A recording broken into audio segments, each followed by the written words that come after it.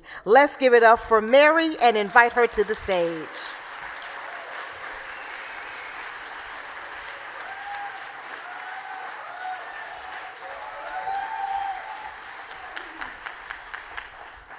We had fun in the bathroom.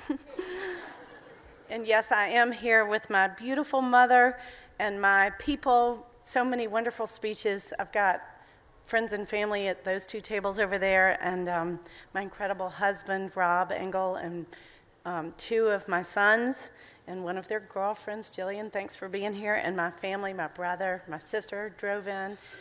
Thank you all for being here. So many people have talked about the wonderful different organizations that are here in Charlotte. And I'm a journalist, so I am going to talk about listening.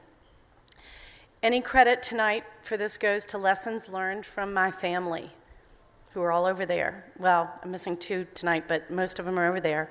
And one of the lessons was shared by Rob, my husband's father, Bob Engel.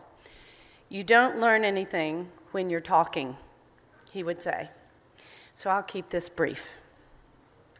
Listening is how we learn. The human voice is one of our most primal ways of connecting. It's how we communicate, express emotions, connect. Better than any video, the human voice telling a story can convey deep, complex ideas and feelings. Long before a baby is born, that baby hears its mother's voice. That is his first connection to another human. The sound of a mother's voice is that baby's first music. Like many of you here in this audience of Southerners, I come from a family of storytellers. Listening to those stories is how we learned about hard work, generosity, morality, resilience, and the importance of forgiveness. Listening is how we Tabors learned to love music. My father played piano every day, and my mother sang harmony with all of us in the car. Those were the sounds of our home. Listening is how we learned about relationships. Close friends, like several who are over here, listen well, and we trust each other with our stories. Listening is how I learned to care for our children. Once, when I was at absolute loose ends on how to help one of my young children, his teacher told me, "Children will tell you everything you need to know about how to help them if you're listening." I listened to her, I listened better to my child, and we found answers. Listening is how I make a living. I'm a journalist. I'm an editor now.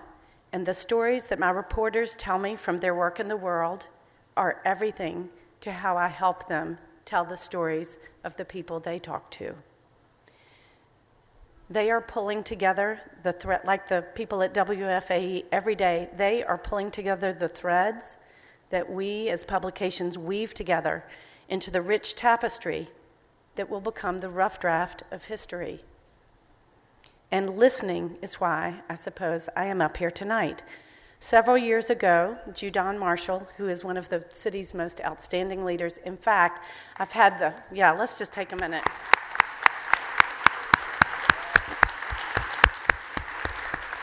I've had the pleasure of getting to know a lot of wonderful leaders in my life, and Judon is transformational. She is extremely special and so talented. Judon was telling a group of business leaders here in Charlotte about ways that North Carolina's public radio could help improve our city and our state. She said, "We need to listen better to local citizens, to people who can tell their own stories from their own neighborhoods, about their city, about the issues that they have." That's what local journalism is. And she had a plan to do it. Because I was listening that day, I heard her message, and I was able to join her on that journey. What a tremendous job you and your team have done turning that dream into vivid and meaningful stories. That's why we're here tonight, Judon. Friends, you know that from meetings, sermons, concerts, graduation speeches, playground conversations. Listening is how we reach each other. That's how we grow. It all starts with listening. And that's the beauty and the special secret of radio. You knew I wasn't going to get off here without talking about radio. Public radio. We listen to public radio. It's free. It's available to everyone, even those who cannot read or cannot see. It helps people learn to speak English. It helps them learn about people who live in faraway places that they don't know. But when they're listening, they also get to use their imagination. It gives them a little freedom. It engages them in a way that sitting in front of the television doesn't. It's available 24/7. How many of you have been driving in your car at 10 o'clock, 11 o'clock, 12 o'clock, 1 o'clock in the morning, and you've just about had it, and you can turn on the radio, and you can listen to music, or you might turn into public radio and catch BBC somewhere, or American Public Media, or somebody who's got somebody interesting. It could be Car Talks. It could be, anything, but it's there. And as long as you have a radio or a phone or a computer within reach and 2 ears, thank you, Hunter, you can access it. If you love podcasts, credit public radio. Now, one of the most popular forms of media distribution and learning platforms in the world today, podcasts began as online radio broadcasts. Today, Spotify alone has more than 6 million podcasts you can listen to, helping people with everything from basic language skills to belly dancing lessons. If you just need to hear the sound of another human voice, public radio is there for you. I'm almost done. Listening to new voices, to new ideas, really listening is how we are going to become better partners, better families, better businesses, better communities, better cities, a better country, and a better world. And you don't just listen, you listen, and then you do something. You do something. As Nancy Griffith says in her song, Listen to the Radio, which my children had to listen to me sing all the way here, when you can't find a friend, you've still got the radio.